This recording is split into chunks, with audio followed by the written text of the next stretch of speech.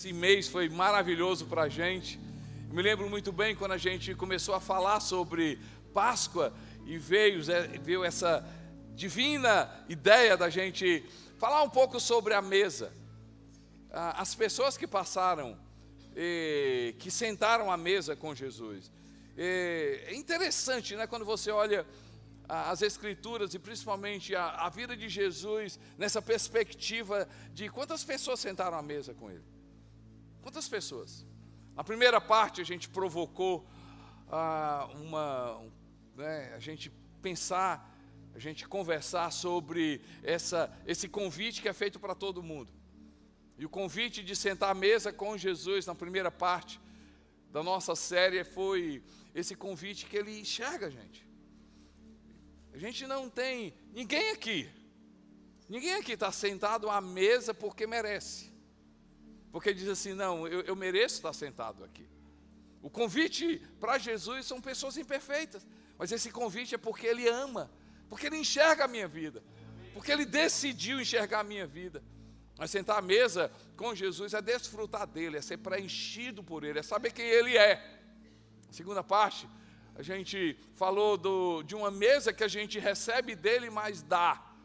O convite de Jesus, de sentar à mesa com Ele, é ser cheio dEle, mas para dar, para amar, para servir. Terceira parte da nossa série, a gente falou, quem é você na mesa?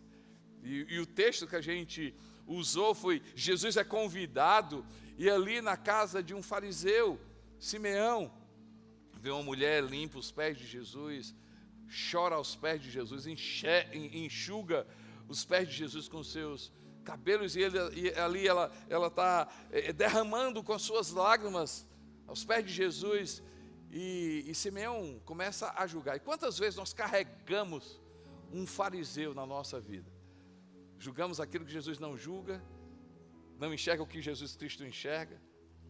Quantas vezes a gente precisa pedir perdão a Deus?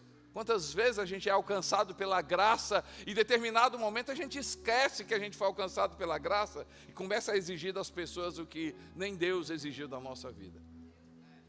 A gente precisa ser essa mulher que sentou à mesa de Jesus sem ser convidada, mas ela arriscou a estar com Jesus Cristo. E a gente chega hoje também a ser convidado a sentar à mesa com Ele para experimentar o poder da ressurreição. Fala comigo, gente, o poder da ressurreição.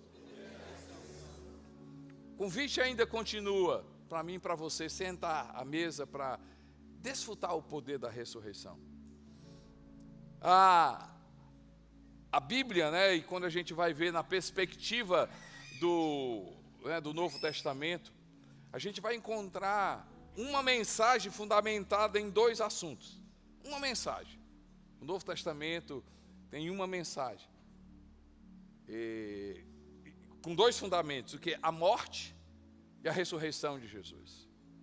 É impressionante como, em vários aspectos, a gente vai perceber essa mensagem, nos levando para a cruz, fazendo com que a gente enxergue o sacrifício de Jesus, mas também nos convidando a gente viver o poder da ressurreição. O pecado trouxe um estrago muito grande, mas a vinda de Jesus, Ele resgatou muito mais. O apóstolo Paulo, nessa perspectiva, disse, por um e por meio de um só reinou, não é? A morte e o pecado, muito mais. Os que recebem a graça de Deus em Cristo Jesus reinarão em vida. Há um convite, a abundância de Deus por meio de Jesus Cristo. A vinda de Jesus muda tudo, o Calvário muda tudo, mas a ressurreição mostra claramente o poder de Deus. A ressurreição mostra claramente o poder que está em Jesus Cristo. Por que eu e vocês, nós somos convidados a viver o poder da ressurreição? O que essa mensagem causa na minha vida? O que sentar à mesa e desfrutar do poder da ressurreição causa na minha vida e na sua vida? A primeira coisa, viver o poder da ressurreição é ser livre do pecado. Ser livre do pecado. O poder da ressurreição faz isso. Se você for olhar no texto de 1 Coríntios, ele diz assim: se Cristo não ressuscitou, a fé que vocês têm é inútil, e ainda estão nos seus pecados. Ou seja, se não houvesse ressurreição, se Jesus não tivesse ressuscitado, ele diz assim: olha, a nossa fé é em vão. Ei, gente, que adiantava nada vir para a igreja. O que adiantava vir para a igreja? Qual a fé? Acreditar em Jesus? Se Jesus não ressuscitasse? Seja, se você ler o texto ao contrário, nessa perspectiva, Cristo não ressuscitou. Contrário, Cristo ressuscitou. Se Cristo não ressuscitou, a fé que você é inútil. O contrário, Cristo ressuscitou, a fé que temos nele é eficaz. Sendo assim, estamos livres do pecado. Livres do pecado. 1 João capítulo 3, verso 9, diz assim: todo aquele que é nascido de Deus não pratica o pecado. Porque a semente de Deus permanece nele, ele não pode pecar, porque é nascido de Deus, é nascido de Deus. Na prática, o que é viver o poder da ressurreição que quebra da nossa vida o poder do pecado? O que é isso na prática? Vou falar uma coisa para vocês. A questão do pecado e essa definição traz para a minha vida algo, muda muito na minha vida. Quando eu olho nas Escrituras, eu vou perceber que a questão do pecado não é simplesmente, e me permita usar a palavra simplesmente, a questão do pecado não é simplesmente eu fazer aquilo que desagrada a Deus. O maior estrago do pecado é arrancar de nós a nossa verdadeira identidade. É isso que o pecado, quando estabeleceu, quis fazer, tentou fazer e tenta fazer. A questão do pecado é justamente arrancar de nós a nossa verdadeira identidade. Porque deixa eu dar um exemplo para vocês. Não sei se nós somos iguais, eu acho que a gente é. Porque quando a gente faz alguma coisa que desagrada a Deus, o que é que vem na nossa cabeça? Cara, como é que eu fui capaz de fazer isso? Quando a gente faz alguma coisa que desagrada a Deus, a gente diz assim: como é que eu fui capaz de dizer isso? Como é que eu fui capaz de pensar nisso? Como é que eu entrei nessa? Quando você cai em si, você diz assim: como é que eu entrei nessa? É verdade, porque isso não é você. Quando a gente cai em si, a gente vai perceber que a gente não é isso. Você não é um erro. Você nem é um pecado não define a sua vida, um erro não define a sua vida, uma foto do passado não define a sua vida, não define a nossa vida, não é. Senão, a gente teria que admitir que Deus, o Criador, Ele errou quando Ele criou a gente, porque saiu errado. Ele acertou com alguns e errou em algumas pessoas. Não, gente, não. A questão do pecado ser estabelecido é que ele arranca. Ele quer dizer para você que você é isso, você não é isso. E o pior do pecado é que essa identidade é vista como nossa. Nossa. Você não é um vício, você não é um pecado. Você não nasceu para a infidelidade, você não nasceu para o adultério, você não nasceu para a mentira, você não nasceu para a imoralidade, você não nasceu para a mentira, você não nasceu para não perdoar, você não nasceu para ser mesquinho, você não nasceu, você não é isso. Agora, o poder da ressurreição faz com que eu e você, a gente volte a viver a nossa verdadeira identidade como filho de Deus, como filha de Deus. Dá uma olhadinha, a partir do momento que você começa a viver o poder da ressurreição, você começa a dizer o seguinte: cara, isso aqui é a minha vida. Eu nem sabia que era desse jeito, eu nem sabia que era bom, eu nem sabia que era tão bom. Aí você diz assim: meu Deus, é essa vida que Deus quer, é essa vida que Deus quer para mim e para você. O poder da ressurreição quebra o poder do pecado. Deixa eu te ajudar com outra coisa. Quando você vai ver, no livro de Tiago, ele diz uma coisa interessante. Ele diz assim: ninguém ao ser tentado diga sou tentado por Deus, porque Deus não tenta ninguém. Cada um, fala comigo gente, cada um. Sim, cada um, eu, você.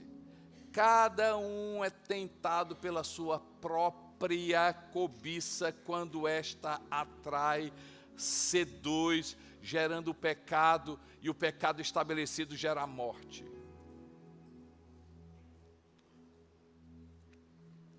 Filho de Deus, filha de Deus, seguidor de Jesus, sentar-se à mesa com Jesus Cristo é receber perdão, mas é receber liberdade, ser livre, livre, e a gente poder cantar: eu sou livre, eu sou livre, eu sou livre. Jesus diz assim: e conhecereis a verdade, ele está falando dele mesmo, e conhecereis a verdade vos libertará. Se pois o Filho vos libertar, verdadeiramente serei livre.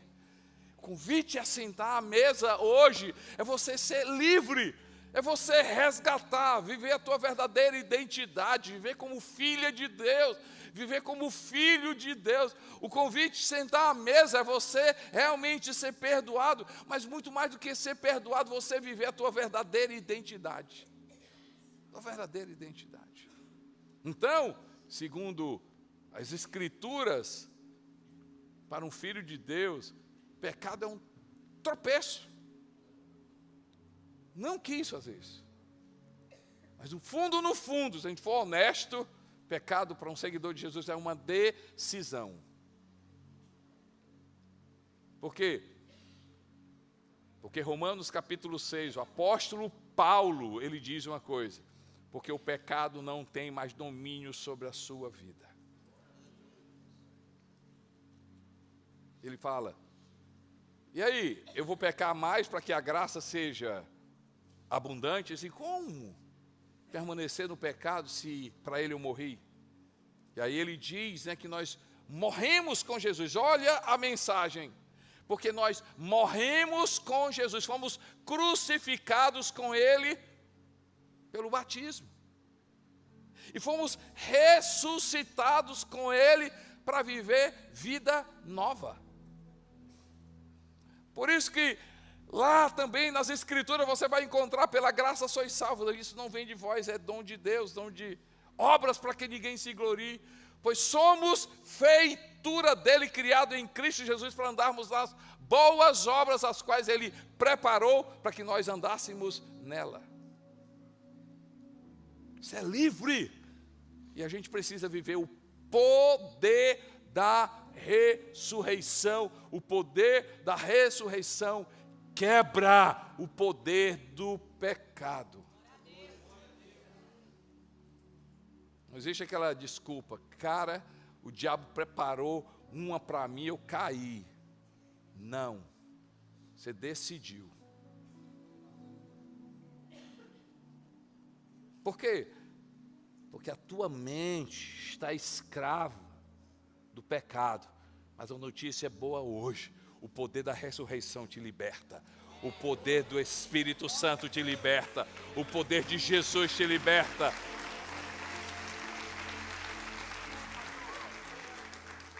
Mas também, por que sentar-se à mesa é importante?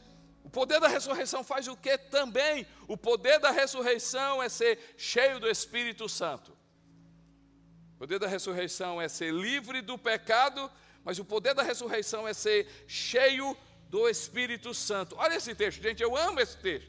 Ele diz assim, Romanos capítulo 8, verso 11, ele diz assim: agora, é uma afirmação.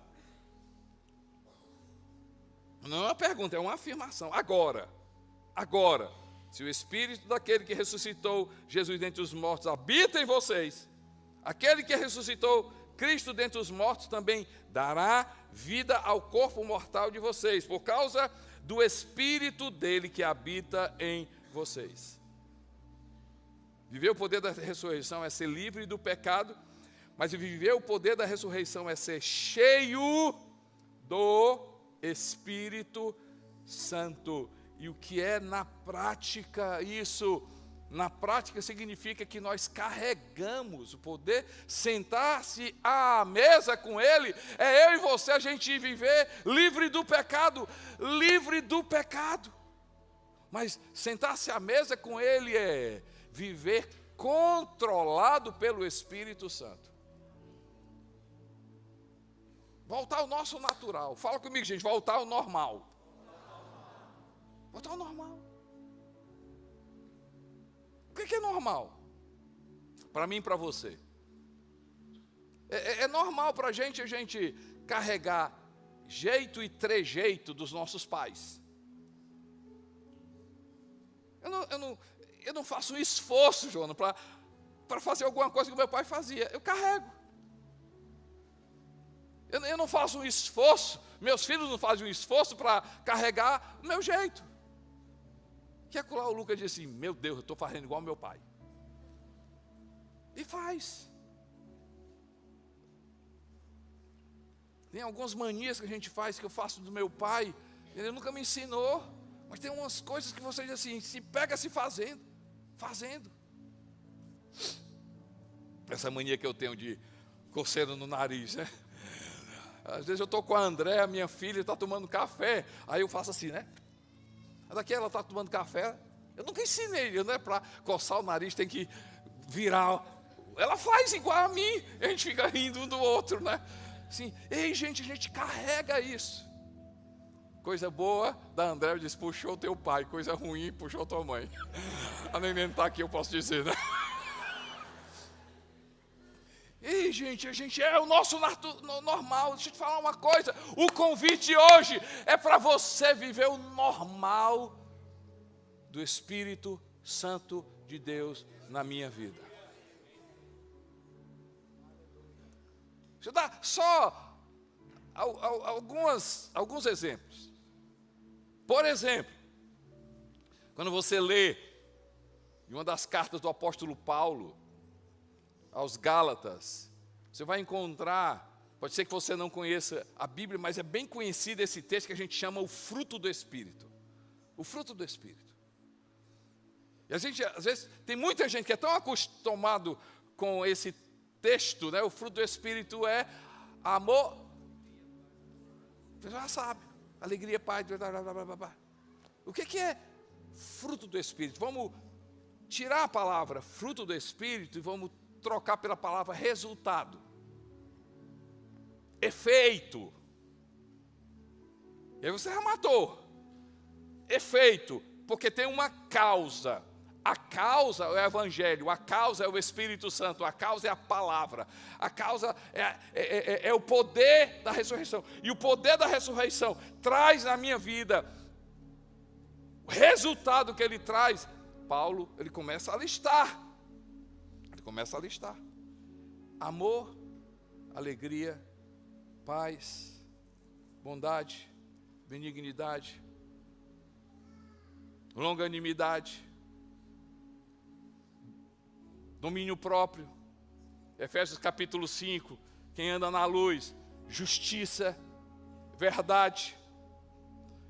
2 Pedro diz assim, tudo aquilo, gente, o que texto fala?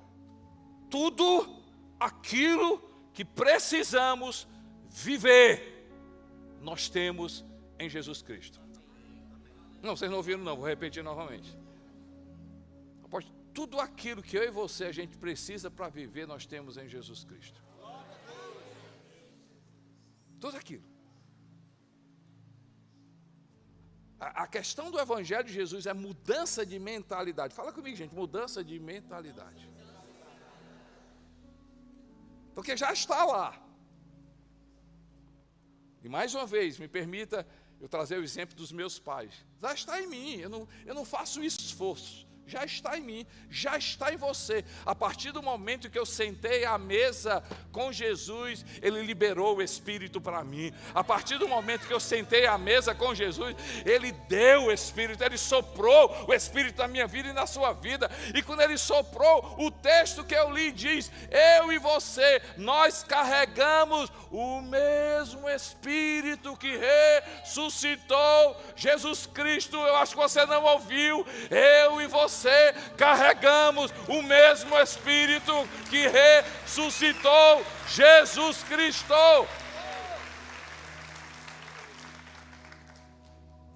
Errado, eu não posso dizer que é errado a gente dizer: Senhor, me dá amor. Errado, não sei, talvez não, mas assim, Senhor, me dá paz. Senhor, eu preciso de paciência. Ninguém tem esse problema. Mas aqui e acolá, não tem ninguém aqui. Aqui e acolá a gente se estressa no trânsito. Aí a gente pede paciência. Senhor, me dá paciência. Deixa eu te falar uma coisa, meu irmão. Você não precisa pedir amor. O amor já está aí. A paz já está aí. Se você sentou à mesa com Jesus, o pecado foi destruído, e sentar à mesa com Jesus, Ele sopra na minha vida, o amor já está aí, o amor está aí. Ei, e o que é que eu e você tem que fazer? Nós temos que conectar a nossa mente, porque o amor está aqui. Eu e você, nós temos que nos lembrar pela palavra de Deus, sermos limpos pela palavra de Deus, e a palavra de Deus começar a dizer para mim e para você: o amor já está aí. Então como é que eu tenho que fazer? Senhor, flui na minha vida o amor, flui na minha vida a paz, flui na minha vida a paciência que já está aqui, flui na minha vida a bondade. Senhor, meu Deus, a justiça está aqui. Senhor, está aqui o amor. Senhor, a alegria está aqui. Senhor, me ajuda a viver na alegria que já está na minha vida, porque eu e você, ao sentar à mesa com Ele, nós carregamos o poder de Deus, que se chama Espírito Santo. Espírito Santo.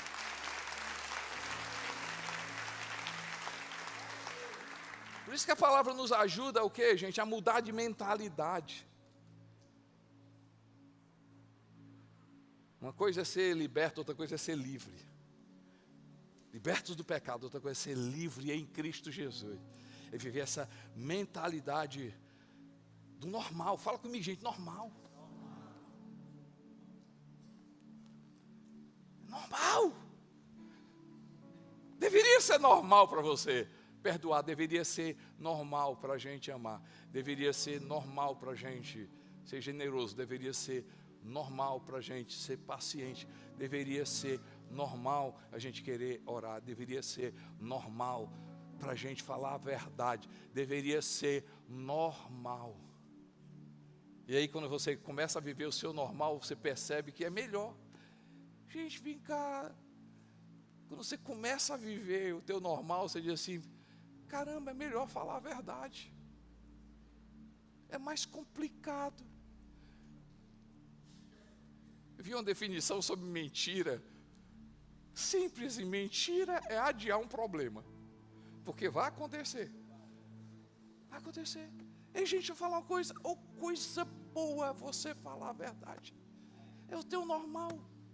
Coisa boa é decidir para agradar a Deus. É o teu normal. Mas para que o meu normal se torne prática de vida, eu preciso sentar à mesa com Ele e ser completamente dependente do Espírito Santo de Deus. E na palavra, e essa palavra me lembrar o meu normal, essa palavra trazer o meu normal, essa palavra trazer na minha mente o meu normal. É normal, é normal. A terceira coisa, por que o poder da ressurreição é importante para mim e para você? Porque o poder da ressurreição, viver o poder da ressurreição é ter vida eterna. Fala comigo, gente, vida eterna. Vida eterna. 1 Coríntios capítulo 15, verso 19. 1 Coríntios capítulo 15, verso 19, diz assim: se é somente para esta vida que temos esperança em Cristo, somos os mais miseráveis de todos os homens. Se a gente muda o texto, sim, vira ao contrário, diz assim: se eu e você nós temos vida eterna, se a nossa esperança em Jesus é a eternidade, seremos as pessoas mais felizes da terra. Jesus falando de si mesmo, João capítulo 6, verso 47, assim: em verdade lhe digo que aquele que crê tem a vida eterna.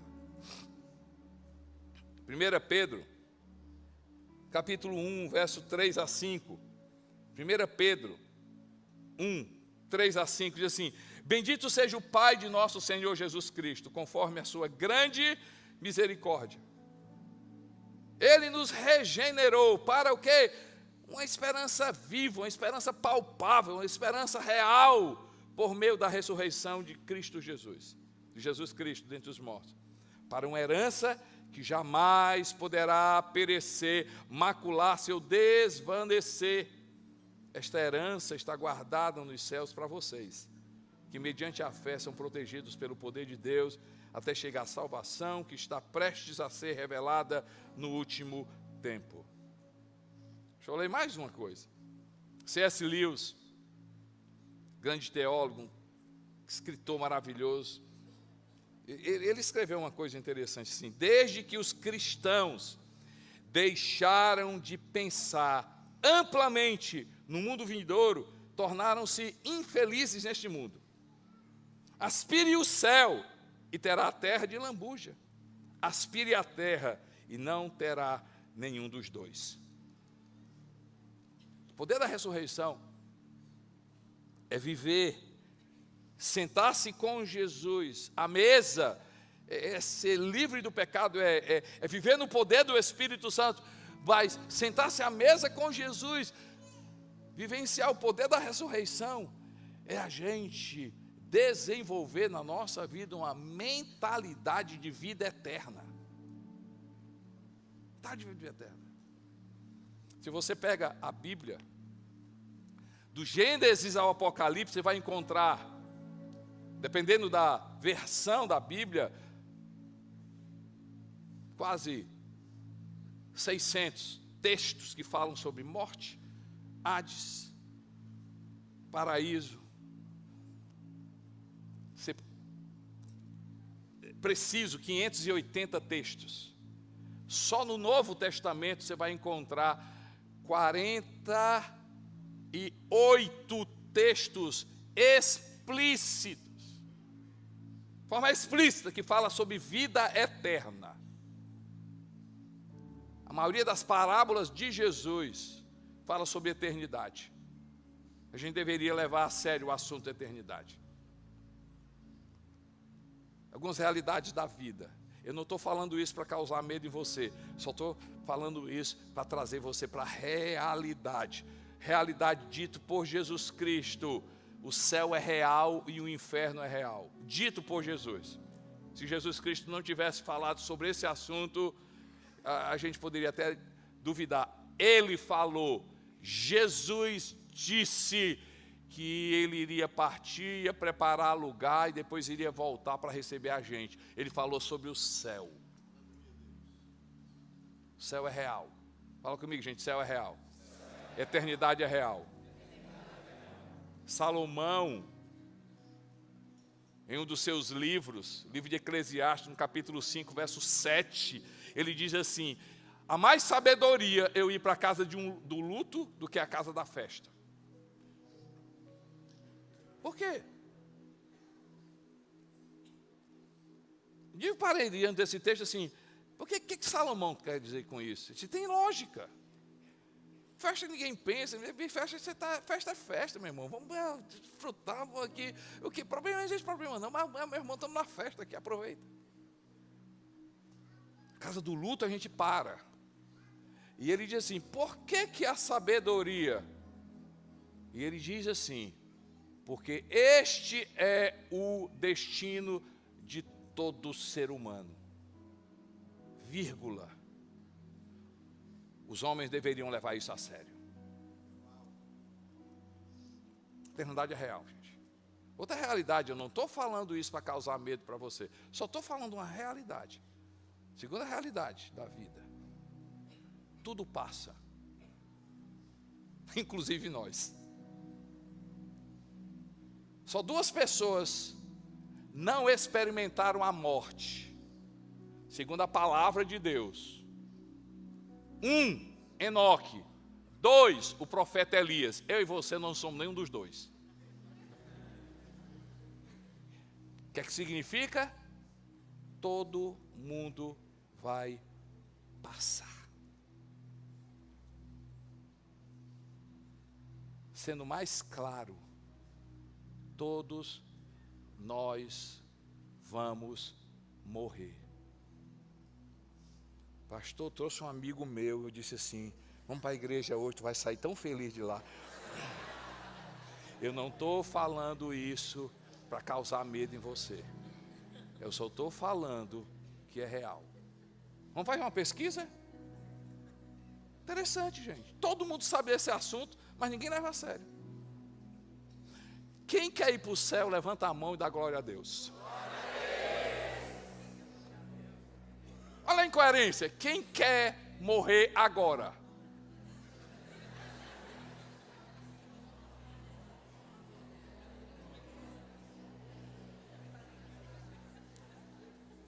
Incoerência. A gente quer ir para o céu? Não. Gente, por favor, eu não quero levar o assunto como se fosse uma coisa banal. Não, e eu não estou falando isso para causar medo em você. Só estou falando isso que é realidade da vida. E aí, qual a solução? O poder da ressurreição. O poder da ressurreição. Eu me lembro muito bem que era março de 2020. Nós estávamos começando aí a Covid, a segunda, não é, fase. Eu me lembro muito bem que naquela manhã eu acordei angustiado, deprimido, com medo. Sim, pessoas do nosso lado, doentes, partiram. Não é? Tinha perdido a minha verdade, né? Ela foi aos céus, minha sogra. E assim tinha gente da igreja, mas eu acordei naquele dia com muito medo, angústia. Fui pegar minha Bíblia e fui orar, que sentimento, para sair aquele sentimento, aquela voz gostosa, me convidando a sentar à mesa. Disse assim, Costanete, sabe por que você está com medo? Sabe por que você está ansioso? Sabe por que essa angústia no seu coração? Porque a tua mente, a tua mentalidade, a tua visão é uma vida para essa terra. Você não foi feito para viver com um destino chamado terra. O teu destino é eternidade. Terra é para você cumprir tua missão de vida. Missão de vida. O poder da ressurreição faz com que a gente quebre o pavor da morte. E aí eu comecei a estudar 1 Coríntios capítulo 15, me deparei com o verso 19. Se a nossa esperança é só isso aqui, nós seremos as pessoas mais infelizes, porque tudo vai passar. Mas eu estou bem, estou legal, olha, nunca tive tão bem na minha vida. Cara, bicho, vou te dizer, o que eu estou conquistando hoje, cara, é bom demais, gente, vai passar. Você não vai levar. Mais uma vez, deixa eu dar a notícia boa para você. A notícia boa é que o poder da ressurreição quebra o pavor da morte. Desde aquele dia, minha oração diária, sentar-se à mesa e pedir ao Espírito Santo desenvolve na minha vida a mentalidade. Fala comigo, gente, mentalidade. Mentalidade de vida eterna. O poder da ressurreição é essa mentalidade de vida eterna. E o que é que essa mentalidade de vida eterna, o poder da ressurreição faz comigo e com você? Quebra o pavor da morte. 1, nos dá uma vida mais ousada. 2, nos faz mais generosos. 3, nos chama a algo que realmente impacta a nossa eternidade, se chama missão de vida. 4, tira da nossa vida o apego a essas coisas desse mundo, gente. O que adianta ter projeto de longevidade sem projeto de eternidade? O poder da ressurreição é o projeto da eternidade. Hoje eu vim dizer que pela palavra de Deus, ao sentar-se à mesa, os nossos pecados são quebrados. A gente vai viver no poder do Espírito Santo e a gente tem como garantia a vida eterna. Jesus diz assim: quem crê tem a vida eterna. Quem crê tem a vida eterna. Quem crê, ainda que morra, eu vou ressuscitar. E aí, porque dito por alguém que tem poder, gente. Dito por alguém que tem poder. Não é uma frase, não. A realidade é assim: eu ressuscitei. Então eu tenho o poder de dar para todo aquele que crê vida eterna. E a gente poder cantar, porque Ele vive. Eu posso crer no amanhã, porque Ele vive, porque Ele vive. E a gente cantar, não apenas porque é bonito, mas é uma realidade. E quando chegar a hora, quando enfim chegar o dia em que a morte eu vou enfrentar com esperança, sem medo, com confiança, eu vou enfrentar e nós iremos enfrentar. Por quê? Porque Cristo vive na minha vida. Nós vivemos o poder da ressurreição. Baixe sua cabeça, feche seus olhos. O que é que Deus falou para você hoje? O que é que Deus falou para você hoje? É você e Deus. Pastor, quando o Senhor falou sobre viver livre do pecado, é isso que eu estou precisando, pastor. Eu quero nascer de novo, eu quero viver o normal, eu quero fazer a vontade de Deus, porque eu sei que é o melhor para mim. Pastor, eu quero esse poder da ressurreição quebrando o poder do pecado.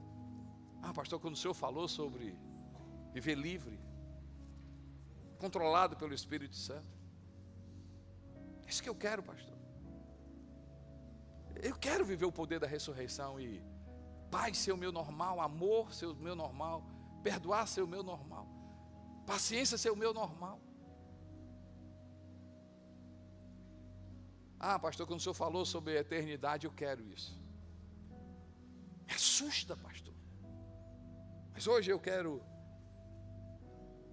o poder da ressurreição na minha vida, quebrando o pavor da morte, me fazendo entender minha missão de vida, investir mais na minha missão de vida, sabendo que o meu meio de vida me ajuda na minha missão de vida. O que é que Deus tocou o teu coração?